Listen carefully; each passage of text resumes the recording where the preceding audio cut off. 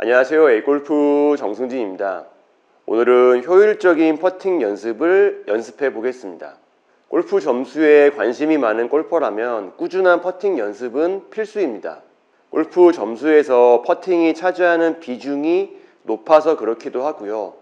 퍼팅은 신체적인 능력, 기술적인 능력을 연습만으로도 극복할 수가 있기 때문에 점수를 줄이고 싶다면 꾸준한 퍼팅 연습은 필수죠. 유연성이 없어도 천부적인 재능이 없어도 연습을 꾸준히 해주시면 퍼팅은 잘할 수가 있습니다. 보통 퍼팅은 집이나 사무실에서 그냥 연습 매트 하나 깔아놓고 스트로크 연습을 하는 방법이 가장 좋은데요. 가장 쉽고 꾸준히 하기 좋은 방법이죠. 매트를 깔아놓고 안 쓰는 아이언이나 얼라이먼트 스틱이나 쇠자를 놓고 아니면 퍼팅 매트나 연습 매트에 있는 라인을 사용해서 퍼터 헤드가 똑바로 올라가고 똑바로 내려올 수 있도록 연습을 해주시면 스트로크가 좋아지고 안정이 되면서 짧은 퍼팅의 성공률도 높일 수가 있습니다. 다만 거리감이 중요한 롱퍼팅을 매트에서 연습하기에는 약간 애매한 부분이 있는데 오늘은 이 애매한 부분을 효율적으로 연습을 해보도록 하겠습니다. 우선 퍼팅에서 거리감은 일정한 스피드로 스트로크를 하면서 스윙 크기를 약간씩 다르게 하는 것이 기본입니다. 감각적으로 훈련이 많이 된 다음에는, 감각이 좋아진 다음에는 스트로크의 스피드를 다르게 하면서 거리감도 다르게 칠 수가 있겠지만 우선은 일정한 스피드로 스트로크를 하면서 스윙 크기를 다르게 해서 거리감을 차근차근 연습하는 것이 좋습니다. 그래서 먼저 연습해야 되는 부분은 일정한 스트로크 스피드입니다. 여러 가지 방법이 있겠지만 제가 추천드리고 싶은 방법은 우선은 백스윙과 팔로우 스루의 크기를 최대한 비슷하게 백스윙과 팔로우 스루의 크기를 최대한 비슷하게 연습을 해주세요. 전체적인 스윙의 크기는 신경 쓰지 마시고요. 백스윙과 팔로우 스루의 크기가 서로 1대1로 비슷해질 수 있도록 백스윙과 팔로우 스루의 크기를 최대한 똑같이 연습을 해주세요. 백스윙보다 팔로우 스루가 크다는 것은 너무 강하게 스트로크를 한 것이고요. 팔로우 스루가 백스윙보다 작다면 너무 약한 스트로크죠. 너무 느린 스피드로 스트로크를 한 것입니다. 그리고 백스윙의 속도보다 내리는 속도가 약간 더 빠르게 백스윙의 속도보다 내리는 속도가 약간 더 빠르게 연습을 해주세요. 올라가는 속도와 내려오는 속도가 서로 비슷한 것이 아니라 올라가는 속도보다 내려오는 속도가 약간 더 빠르게 역시 전체적인 스윙의 크기는 너무 신경 쓰지 마시고요. 그냥 편한 크기로 연습해 주시면 됩니다.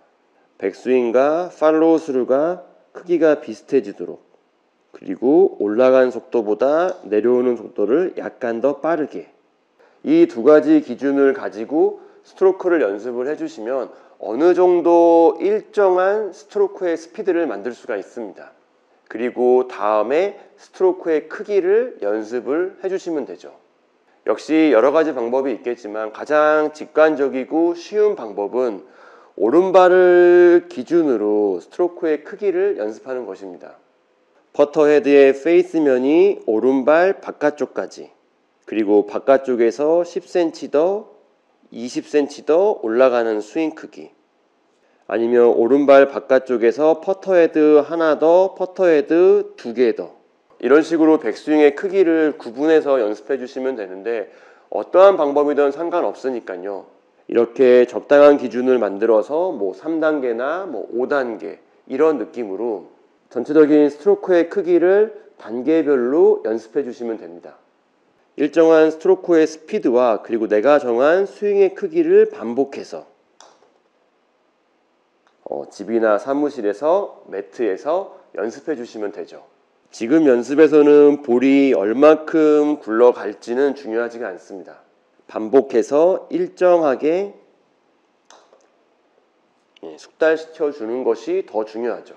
그리고 라운드를 가서 그대로 적용해 주시면 되는데, 적용시키는 방법은 내가 라운드를 갔을 때 연습 그린에서 내가 연습했던 스트로크를 그대로 몇 번 해주시면 됩니다.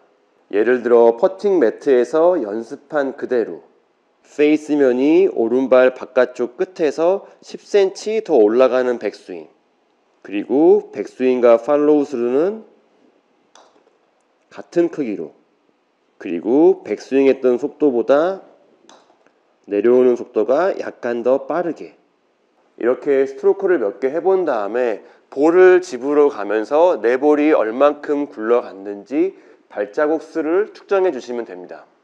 시간이 많다면 여러 번 해보는 게 좋고요.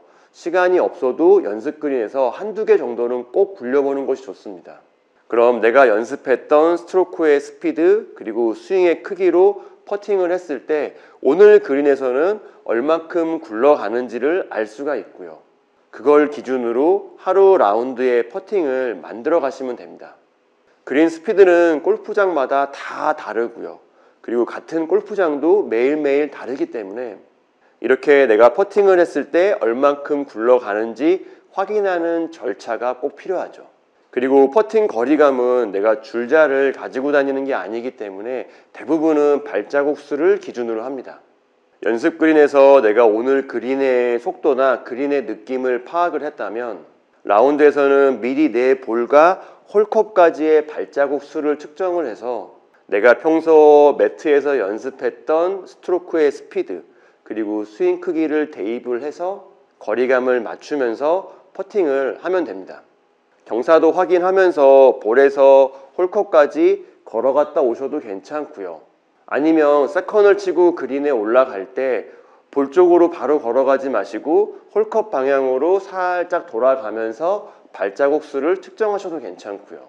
동반자가 퍼팅하는데 방해가 되지 않도록 대충 눈대중으로 중간 지점을 정한 다음에 중간까지만 발자국 수를 확인하고 곱하기 2를 하셔도 뭐 큰 문제 없습니다. 그리고 오르막 내리막도 계산을 해야 되는데 스윙의 크기를 조금 더 크게 하거나 스윙의 크기를 약간 더 작게 하거나 아니면 치는 스피드를 조금 더 빠르게 하거나 치는 스피드를 약간 더 느리게 하거나 이런 느낌으로 오르막 내리막을 계산해 주셔도 괜찮습니다. 이런 느낌으로 집이나 사무실에서 일정한 스트로크의 스피드 그리고 내가 정한 스윙 크기를 연습을 해주시고요. 라운드에서 그대로 적용시키면 거리감에서도 조금 더 효율적인 연습이 될 거라고 생각을 합니다. 오늘 영상은 여기까지이고요. A골프 정승진이었습니다. 감사합니다.